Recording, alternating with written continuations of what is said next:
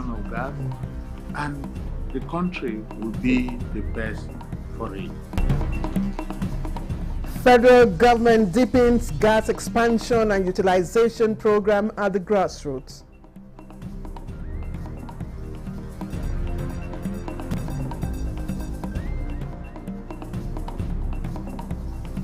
Ministry of Agriculture initiates $1 billion worth of agricultural mechanization to boost food security.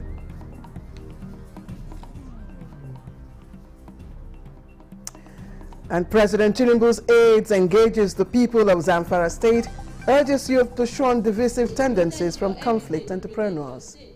Not because of today, but for the future generation that are coming behind. Nigeria will be great again.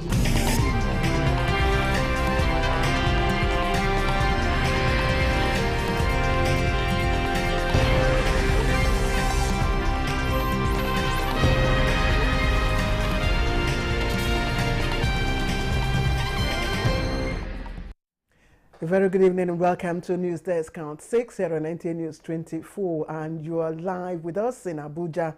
I am Claire Adilabu Abdul Razak, and we begin with the news just in now that the federal government is set to participate in the Grand Challenges Nigeria Project, a global health initiative that's aimed at combating malnutrition and food insecurity in Nigeria. And Vice President Kashim Shettima unveiled a partnership with the Nutrition Society of Nigeria during a high-level meeting at the presidential villa, and our correspondent Abdul Rahman Jobrela will bring us this package report as soon as it is ready.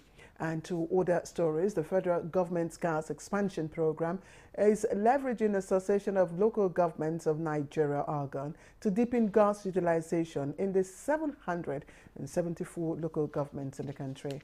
Permanent Secretary, Ministry of Petroleum Resources, Ambassador Nicholas Agbuela, emphasized the centrality of ALGON to gas expansion in the country at an interface with ALGON representatives here in Abuja. Our correspondent Lydia Sampson reports.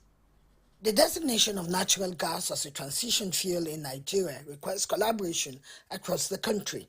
For Ambassador Nicholas Agbuela and Mohammed Ibrahim, Chairman, National Gas Expansion Program, partnering ALGON is not just a win-win, but also crucial to getting the people's buy-in to embrace gas. If we work together, we will encourage private investment, we will encourage job creation in the short and in the long run. We will increase domestic consumption of gas, and the country will be the best for it. You discover that gas can be used as a feedstock to produce what we call the textile. Gas can also be used to produce things like fertilizer.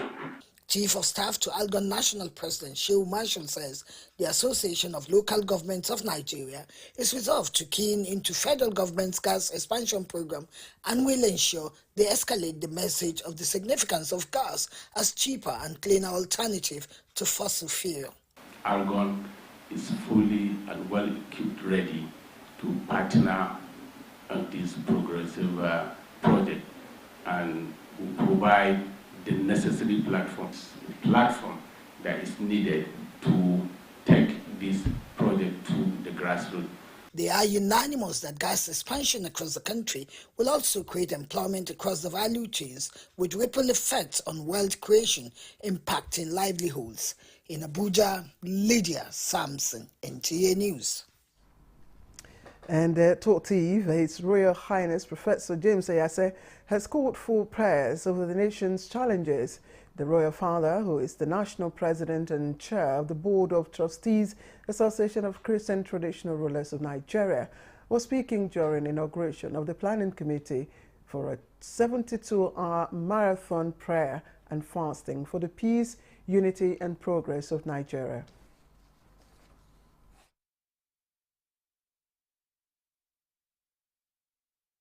Nigeria now is facing very serious challenges. And the only thing that can help us is God's prayer. And therefore, this is very apt, and that we need to pray. For the organizers, Christian Association of Nigeria, CAN, and the Joint Faith Peace Initiative, JFPI, the importance and urgency of the project cannot be overemphasized. To come together in one accord, irrespective of their denomination, to achieve this cause. We pray that with one faith, one mind, one purpose, that God will really intervene in the situation of Nigeria. The theme of the prayer is God Remember Nigeria in Blessing, and will be held in October. And to Zamfara State now, where President Bola Tinubu's aide on constituency affairs, Hadijat Omotayo Karim, is taking decisive steps to address the current economic and food security challenges towards improving the overall well-being of Nigeria. She says the President aides gave the assurance during a town hall meeting in Gusau, Zamfara State, where she says the engagement forms part of President Tinubu's bottom-top approach to delivering on his promises to Nigerians.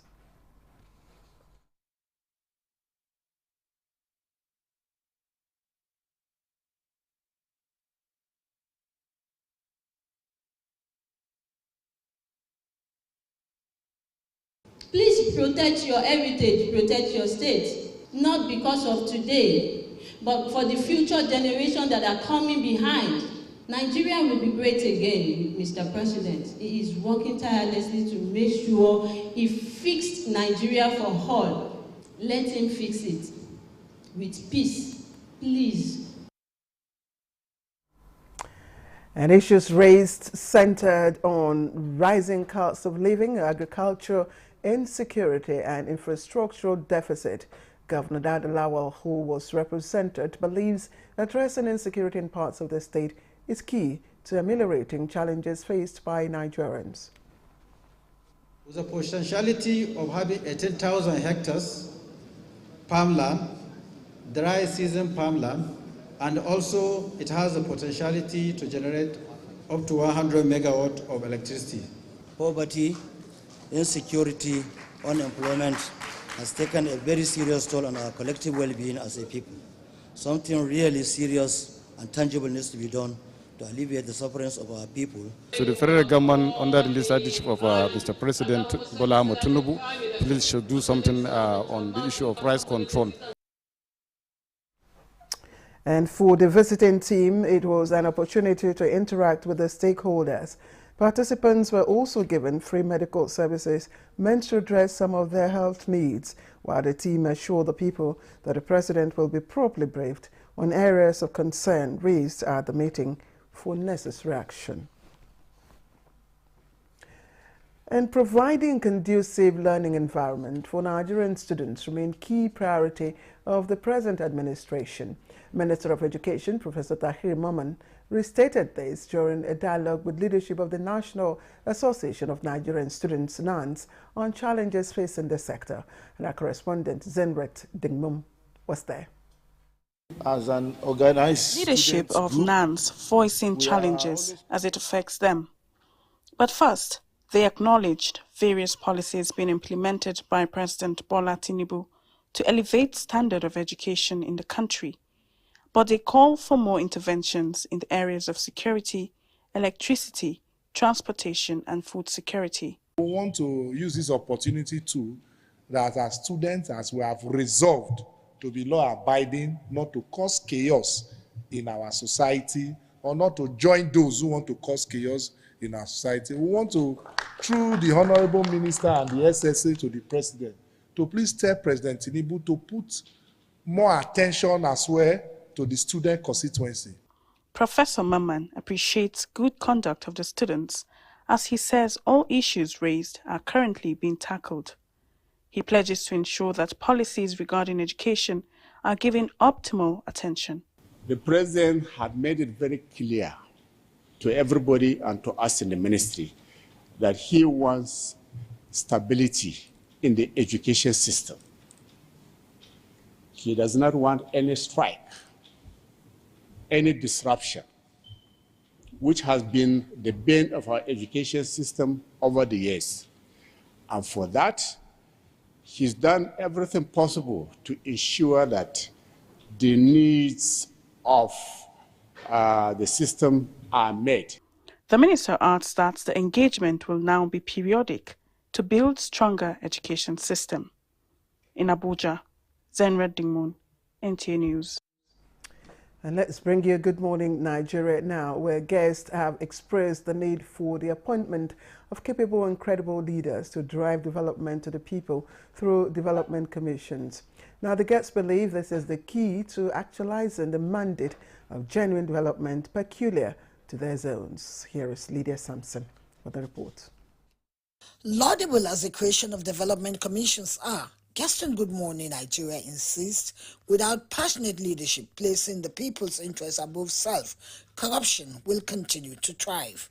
If you have an agency or a commission like the one we are talking about, its functions, its responsibilities are going to be widespread, including ensuring that you have peace and that you engage the young ones who are almost, some of them are restive and they are not employed. So I see this as a platform that can provide that opening.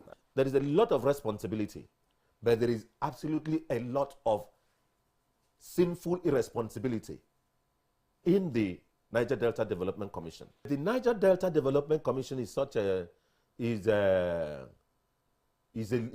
loose, such that the managing director can do anything.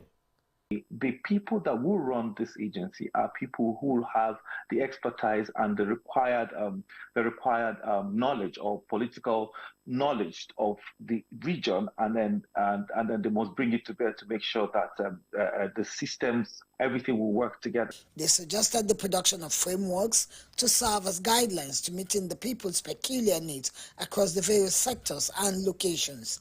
The guests also reiterate the need for sustainable oversight and monitoring to mitigate abuse. The first thing is to get people that place the interests of their people over their own interests. So this is what is happening in Nigeria today, and we define it as corruption. And corruption simply means misplacement. So you are supposed to work for the people, you are given an appointment, and instead of working for the people, you are working for yourself. For these development commissions, they are peculiar to their people, to certain states. So they must look at the peculiarity of the people by collaborating with the state governments, the local governments. They must look at their critical needs because it is meant for their development. Overall, they are on the same page that development commissions' mandates, if diligently driven and implemented, can take development closer to the zones and renew hope in line with the present administration's mantra. In Abuja, Lydia Sampson, NTA News. And in a move to combat devastating effects of insurgency and counterterrorism, the Katsina State government has joined forces with the Office of the National Security Advisor to bring critical relief and support to affected areas across the state. And our correspondent Suleiman Kudugi has more on this developing story. In a significant move to tackle insurgency and its devastating effects, the Office of the National Security Advisor partnered with the Katsina State government to launch impactful programs for affected communities, particularly women and the less privileged. The team met with the Secretary to the Katsina State government, Abdullahi Garba Faskare, to seek support for interventions in insurgence-ravaged areas. This collaborative effort involves civil society organizations across the state.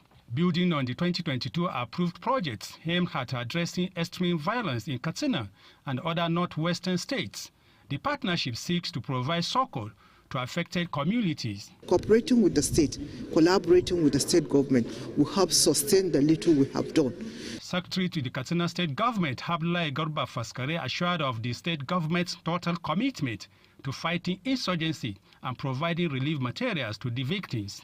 This partnership marks a significant step towards addressing the humanitarian crisis caused by insurgency and promoting peace in the region. Suleiman Kodogi, NTA News. And you're watching News Desk Count 6 here on NTA News 24. The news returns presently after this break. Nigeria a land of rich culture and diverse voices. Where in times of disagreement, let's choose dialogue over discord. Together, we can find solutions through understanding and respect. Let's build a stronger Nigeria, one conversation at a time. Dialogue, not protest. Unity, not division. Nigeria, united in dialogue.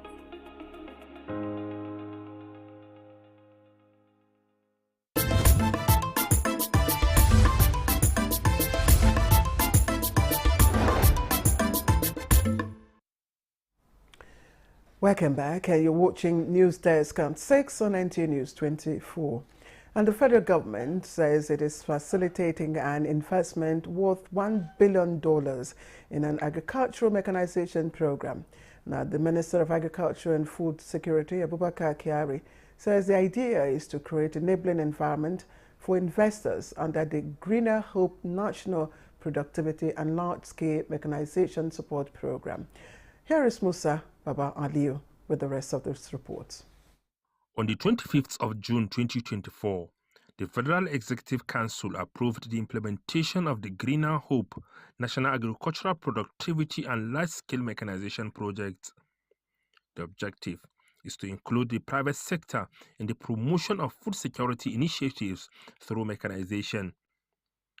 This will include the development of modern agricultural mechanization service centers and hubs in the designated farming clusters across food production areas in 37 locations in the country. Minister of Agriculture and Food Security, Abubakar Kyari, says the initiative will include the delivery of assorted equipment to the targeted centers across the country, as well as capacity building for 5,000 participants in precision training, mechanization, and agribusiness. For implementation purposes, the Greener Hope National Agricultural Productivity and Large-Scale Mechanization Support Program would have the provision of $1 billion facility from private sector financing, a 20% upfront counterpart fund of $200 million, and the related incentives and support. State government and the FCT are targeted to invest in the projects and farming clusters in their state. Envisage that it's only a model. If we succeed with modeling 2,000, 5,000 in a location, we believe that we'll be able to expand this and ensure that this project can replicate itself as quick as possible. The aim is to cultivate 150,000 hectares at 25,000 hectares for each of the 6 geopolitical zones, with 10,000 hectares for anchor states and minimum of 2,000 hectares for other participating states. Musa Baba Aliyu, NTA News. Minister of Steel Development, Shuaibu Abubakar Audu, has disclosed plans to set up a CNG park within the proposed industrial park in Ajaokuta in collaboration with the Presidential Compressed National Gas Initiative, PCNGI. Now, this was after a meeting with the Program Director and Chief Executive Officer, Presidential Compressed Natural Gas Initiative, PCNGI, Michael Uluagbemi. Now, the minister emphasized that the mandate given to the initiative by President Tinubu is to have a minimum of 1 million CNG-powered vehicles in Nigeria by 2027, and everything needed to actualize the CNG initiative and conversions are in Ajaokuta. The minister says following the removal of fuel subsidy, the project aims to reduce the cost of transportation by at least 40%. Chief Executive Officer, PCNGI, Michael Uluagbemi, acknowledged that establishing the CNGI park in Ajaokuta will be an evolution from importing some of the components to manufacturing them, and will address the challenges of transporting CNG components into the country. And the Nigerian Midstream and Downstream Petroleum Regulatory Authority has released the Nigerian Gas Transportation Network Code Revision 1 for immediate implementation in line with President Bola Tinubu's determination to deepen gas utilization. Chief Executive of NMDPRA, Farouk Ahmed, said the network code is a critical regulatory enabler required to guarantee optimal accessibility of natural gas in a safe, reliable, transparent, and viable commercial and economic level across Nigeria. Corporate Communications Department of the authority says the network code is a set of unified rules that ensures non-discriminatory access of gas pipeline system operated as a network for the purpose of delivering commercial volumes of natural gas from upstream producers and wholesale gas suppliers to the wholesale customers in the downstream gas sector. The authority's chief executive stated that following the emplacement of the PIA in 2021, which strengthened the legislative framework for operation of open access regime in the oil and gas industry in Nigeria, the constructive performance feedback received from the key players in the gas sector and the imperative of ensuring excellent regulatory service had to be developed to replace the version February 2020. And the fight against crime in Kogi State is being intensified with the commissioning of the Quick Response Unit Office of the Nigeria Police Kogi State Command. The new facility, constructed within 90 days by the state government, is part of broader efforts to address the security challenges facing the state. And we do have a report. One key issue is the persistent threat of criminal elements in the state. The administration aims to confront this threat directly by targeting the hideouts of criminals. The quick response operation is designed to enhance security and build on existing measures established by previous administrations. The need for better intelligence gathering capabilities is another critical issue. The governor emphasized the importance of technological advancements to improve these capabilities and address new security threats. I am not here to do my best. I am not here to send condolences to victims of kidnapping. I am here to defeat criminality. I am here to win the war and the battle. It is my responsibility to keep you safe. I will not give excuses. We are winning already. Your Excellency has once again demonstrated his unwavering commitment to the fight against crime and criminality in the state. This edifice will indeed motivate the command to double our efforts in ongoing onslaught against criminal elements in the state. Support from higher levels of government is also vital. Governor Ododo acknowledged President Bola Tinubu's efforts to address national security issues and pledged the support of Kogi State in these initiatives. The Metropolitan Quick Response Squad is designed to provide a safe environment for residents and visitors in Kogi State. The squad focuses on round-the-clock response, improved intelligence gathering, and a community-based approach to policing. And that was a report on the commissioning of the Police Quick Response Office in Kogi State. You're watching News Desk Count 6 on NTA News24. Let's quickly remind you of top stories in our news. This domestic consumption of gas, and the country will be the best for it. Federal government leverages the platform of Argon to deepen gas utilization across the country.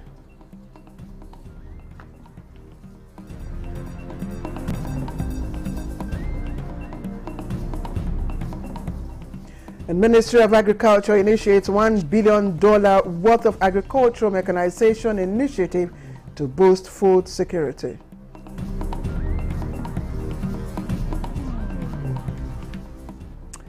And President Tinubu's aide engages the people of Zamfara State, urges them to shun divisive tendencies from conflict entrepreneurs. Not because of today, but for the future generation that are coming behind.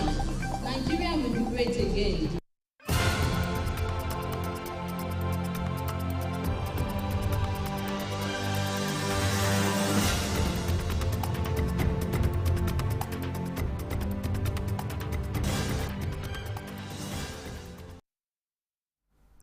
And let's check out developing stories on the foreign scene now.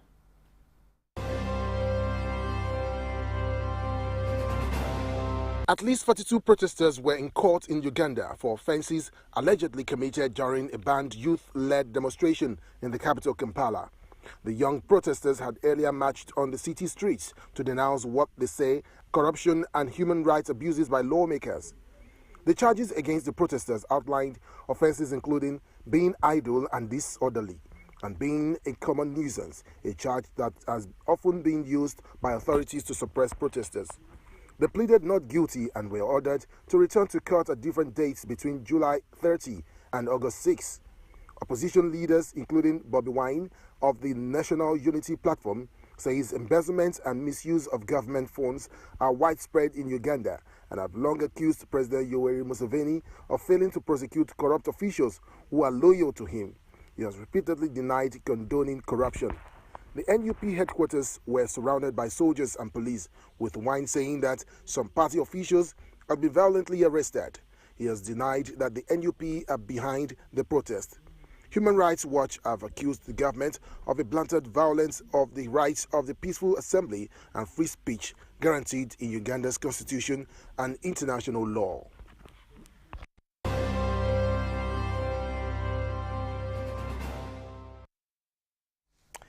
And that ends News Desk Count 6 on NTA News 24. We thank you for watching. Don't forget to join, of course, NTA International at 7 for more news and the network news at 9. From me, it's goodbye.